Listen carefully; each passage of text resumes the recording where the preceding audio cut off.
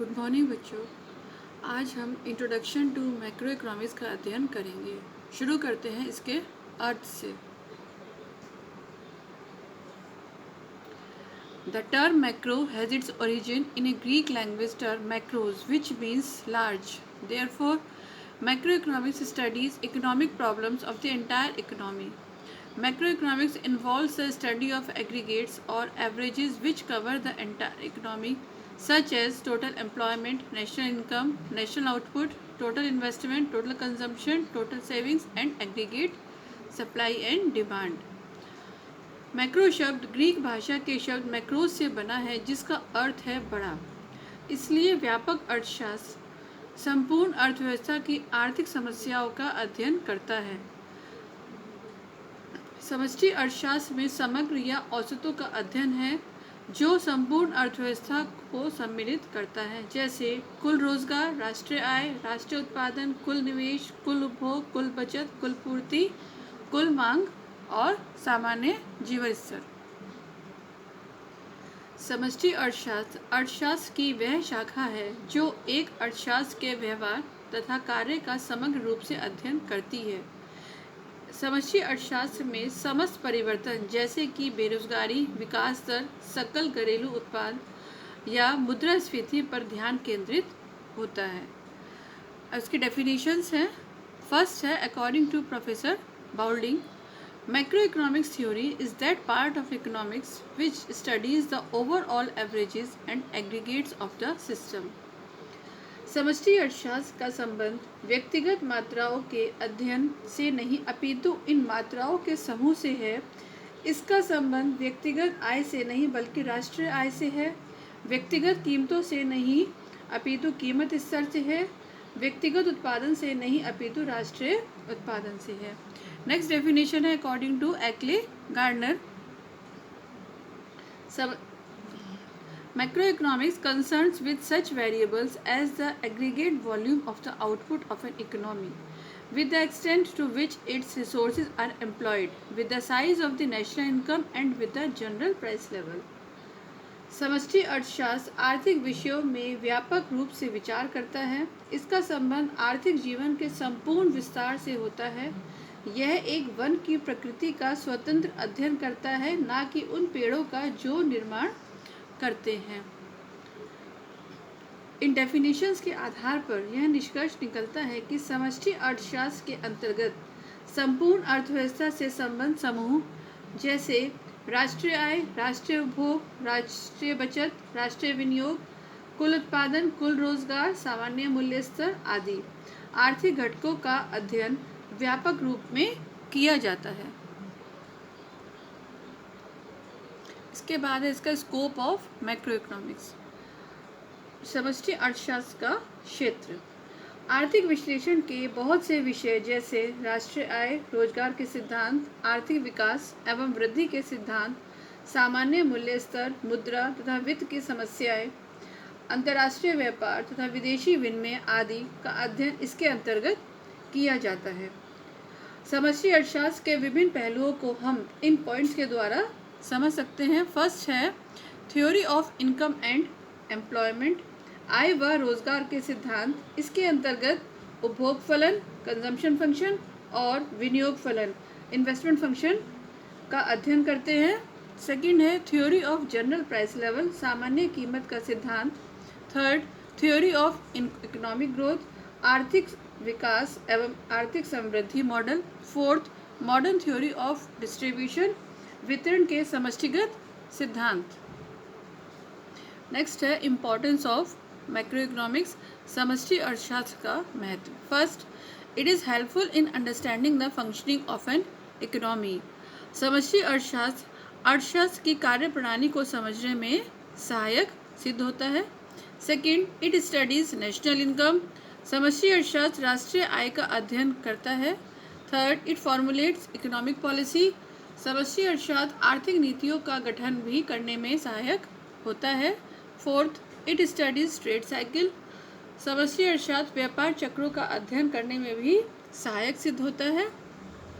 Next, it is helpful in achieving optimum level of economic growth. समष्टि अर्थशास्त्र का अध्ययन आर्थिक विकास के वांछित इष्टतम स्तर को प्राप्त करने के लिए नीतियों का निर्माण करने में सहायता करता है। Next, it is helpful in the study of micro economics. व्यष्टि अर्थशास्त्र के अध्ययन में यह सहायक सिद्ध होता है और व्यष्टि इकाइयों की कार्य पद्धति तथा विनियमन को समष्टि अर्थशास्त्र के अध्ययन द्वारा सुविधाजनक बनाया गया है। नेक्स्ट है, it compares per capita income, total investment rate, total consumption and total savings. समष्टि अर्थशास्त्र के अध्ययन से प्रति व्यक्ति आय की दर, निवेश दर, विभिन्न अर्थव्यवस्था की उपभोग तथा बचत स्तर की तुलना की जाती है। नेक्स्ट है, macro economics helps in planning. GDP का संयोजन, संरचना, गरीबी की प्रकृति, यह समष्टि अर्थशास्त्र का ही भाग है और यह योजना बनाने में और समष्टि अर्थशास्त्र योजना बनाने में सहायता प्रदान करता है। नेक्स्ट है, difference between the micro and macro economic. सरल शब्दों में समझे तो माइक्रो का मीन्स सूक्ष्म होता है या लघु और मैक्रो का मीन्स बृहत या बड़ा होता है। सूक्ष्म अर्थशास्त्र या माइक्रो इकोनॉमिक्स में आर्थिक विश्लेषण के उपकरण जैसे मांग, पूर्ति, मूल्य आदि जिनका प्रमुख आधार निजी आय या पर्सनल इनकम होता है, किंतु समष्टि अर्थशास्त्र या मैक्रो इकोनॉमिक्स में आर्थिक विश्लेषण के उपकरण बदल जाते हैं। इन उपकरणों में प्रधान उपकरण राष्ट्रीय आय या नेशनल इनकम है, जो संपूर्ण अर्थव्यवस्था में आर्थिक व्यवहार का प्रतिनिधित्व करता है। नेक्स्ट पॉइंट है, सूक्ष्म अर्थशास्त्र के अंतर्गत विशिष्ट आर्थिक इकाइयों के व्यवहार का अध्ययन किया जाता है, जबकि व्यापक अर्थशास्त्र के अंतर्गत समस्त या समग्र इकाइयों का विचार होता है या अध्ययन किया जाता है। व्यापक अर्थशास्त्र इसीलिए व्यापक या समष्टि अध्ययन है कि वह अपने में पूर्ण है या कंप्लीट है। इस अध्ययन को प्रभावित करने वाले किन्हीं तत्वों को छोड़ा नहीं गया है। सूक्ष्म अर्थशास्त्र किसी वस्तु या सेवा के मूल्य एवं उत्पादन के निर्धारण हेतु दी हुई परिस्थितियों की मान्यता पर आधारित है। इस अध्ययन को प्रभावित करने वाले कुछ तत्व को छोड़ दिया गया है, अतः सूक्ष्म अर्थशास्त्र का अध्ययन अपने में अपूर्ण अध्ययन है। नेक्स्ट है,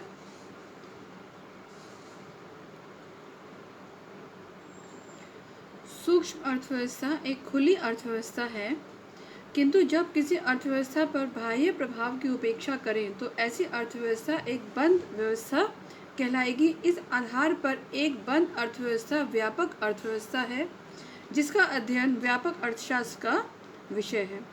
नेक्स्ट पॉइंट है, व्यापक अर्थशास्त्र संपूर्ण अर्थव्यवस्था का सामान्य अध्ययन करता है। सूक्ष्म अर्थशास्त्र इसके अंगों के अध्ययन के माध्यम से इस का आंशिक अध्ययन करता है।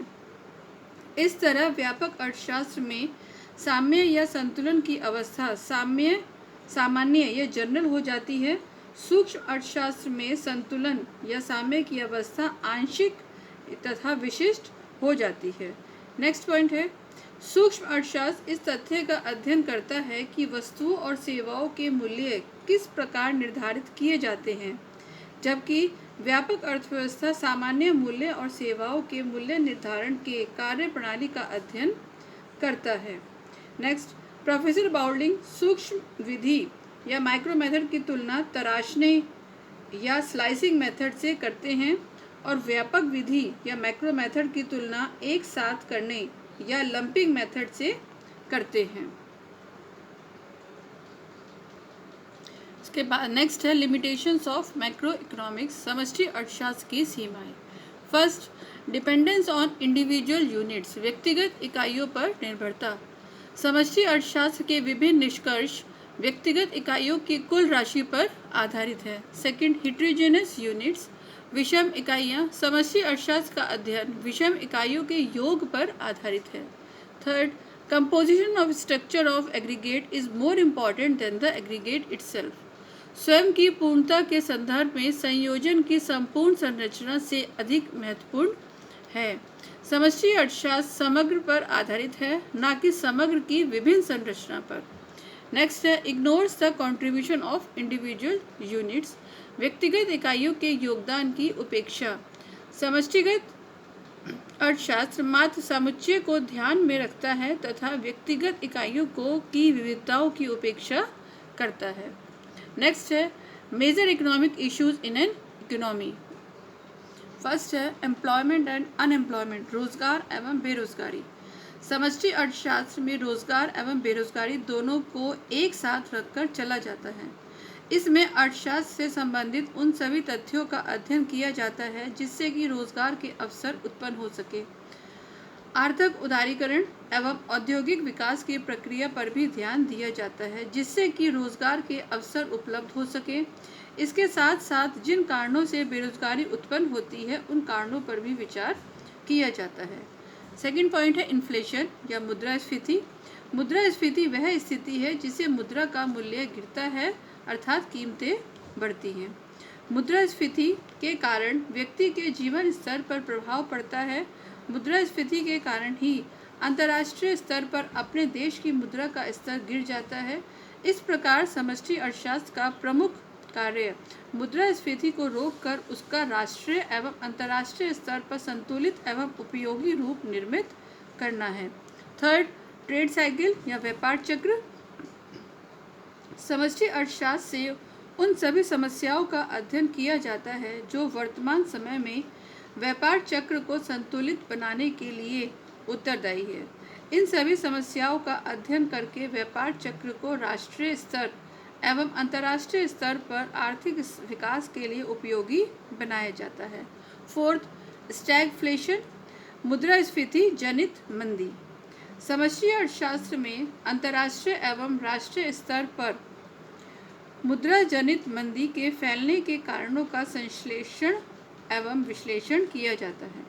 इस प्रकार की स्थिति में वर्तमान समय में मंदी फैलने से रोकने के लिए उपायों पर भी विचार किया जाता है। नेक्स्ट है फिफ्थ एक्सचेंज रेट या विनिमय दर। विनिमय दर पर राष्ट्रीय अर्थव्यवस्था संबंधी गतिविधियों का तथा अंतर्राष्ट्रीय आर्थिक गतिविधियों का प्रभाव देखा जाता है। जब हमारे देश में विनिमय दर की स्थिति हमारे पक्ष में होती है तो यह माना जाता है कि अर्थव्यवस्था का स्वरूप विकसित है। जब विनिमय दर हमारे पक्ष में नहीं होती तो यह माना जाता है कि विनिमय दर के दुष्प्रभाव के कारण अर्थव्यवस्था का स्वरूप सर्वोत्तम नहीं है।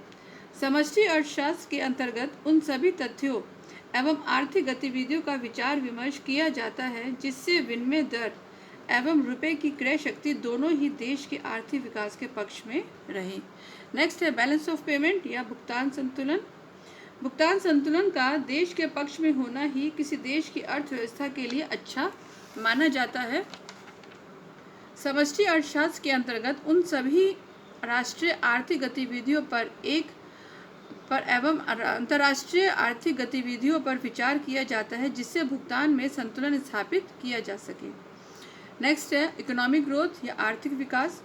समष्टि अर्थशास्त्र में आर्थिक विकास की प्रक्रिया का समय एवं परिस्थितियों के अनुरूप अध्ययन करते हुए आर्थिक गतिविधियों को सुदृढ़ बनाया जाता है जिससे अर्थव्यवस्था का स्वरूप विकसित हो।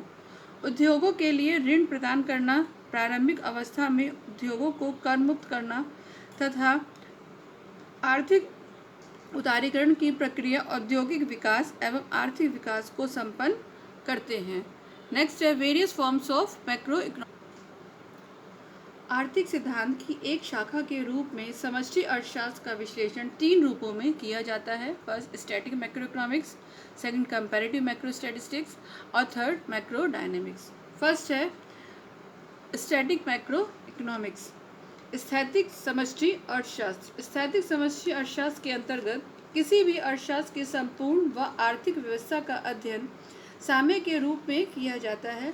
यह केवल साम्य का अध्ययन है किंतु आर्थिक जगत में प्रायः परिवर्तन होते रहते हैं और विभिन्न यौगिक अपनी क्रिया प्रतिक्रिया द्वारा नए नए संतुलन स्थापित करते रहते हैं। स्थैतिक समष्टि अर्थशास्त्र के अंतर्गत हम इन विभिन्न संतुलन स्थितियों का अध्ययन करते हैं। कीन्स द्वारा प्रतिपादित सामान्य सिद्धांत समष्टि स्थिरावस्था को इस समीकरण द्वारा प्रस्तुत कर सकते हैं, जैसे y equals to C plus I. y means कुल आय, c मीन्स कुल उपभोग व्यय और i मीन्स कुल विनियोग या इन्वेस्टमेंट। कुल आय अर्थव्यवस्था में कुल उपभोग व्यय तथा कुल विनियोग के बराबर होती है। सेकंड है तुलनात्मक स्थैतिक कंपैरेटिव मैक्रो स्टैटिस्टिक्स, तुलनात्मक समष्टि स्थितिकी। तुलनात्मक समष्टि स्थितिकी इन नए संतुलन बिंदु का तुलनात्मक अध्ययन करता है। इसके अंतर्गत हम संतुलन की दो विभिन्न स्थितियों की एक दूसरे से तुलना करते हैं। थर्ड है मैक्रोडायनेमिक्स या समष्टि प्रावैगिकी। इसके अंतर्गत अर्थव्यवस्था के विभिन्न घटक जैसे उपभोग, निवेश, बचत आदि में होने वाले परिवर्तन का सामयिक विश्लेषण किया जाता है तथा इनको समायोजित करने वाले तथ्यों की व्याख्या भी की जाती है। अब प्रोफेसर कुरिहरा ने इसे इस तरह से परिभाषित किया है: macrodynamics studies changing relations and indicates step by step what is the cause and what is effect. It describe the changing universe as it is related to previous और सब्सिक्वेंट एडजस्टमेंट्स, विच मीन्स, जैसे इसको हम समझ सकते हैं, समष्टि प्रावैगिक बदलते हुए संबंधों का अध्ययन करती है और क्रमशः यह बताती है कि कारण क्या है और परिणाम क्या है। यह बदलते हुए संसार की व्याख्या इस प्रकार करती है जैसे वह अपने पूर्ववर्ती या समस्याओं से संबंध रखता है। नेक्स्ट है, अब इसके कुछ प्रैक्टिस क्वेश्चंस हैं जो आपको अपनी प्रैक्टिस के लिए करने हैं। फर्स्ट क्वेश्चन है, study of aggregates is known as dash, micro economics और मैक्रो इकोनॉमिक्स। समुच्चय का अध्ययन डैश के रूप में जाना जाता है, समष्टि अर्थशास्त्र या सूक्ष्म अर्थशास्त्र। Second question, macro economics distinguishes between real economy and dash. Options है मॉनेटरी इकोनॉमी और वर्चुअल इकोनॉमी। समष्टि अर्थशास्त्र वास्तविक अर्थव्यवस्था एवं डैश के मध्य अंतर करता है, मौद्रिक अर्थव्यवस्था या यथार्थ अर्थव्यवस्था। Third, the term macro has been derived from Greek word और English word which means large. Macro शब्द की उत्पत्ति डैश से हुई है, ग्रीक भाषा के वर्ड शब्द मैक्रो से या अंग्रेजी भाषा के शब्द मैक्रो से, जिसका अर्थ बृहद है। Next question, who is the father of modern macro economics. Options हैं J.M. कीन्स और एडम स्मिथ। आधुनिक समष्टि अर्थशास्त्र का पिता किसे कहा जाता है? J.M. कीन्स और एडम स्मिथ को। नेक्स्ट क्वेश्चन है, concept of employment and unemployment is related to dash, macro economics और इंटरनेशनल इकोनॉमिक्स। रोजगारी एवं बेरोजगारी की अवधारणा संबंधित है डैश, अंतर्राष्ट्रीय अर्थशास्त्र से या औद्योगिक अर्थशास्त्र से। Next question, author of the general theory of unemployment, interest and money is J.M. Keynes, E. Boulding और एडम स्मिथ।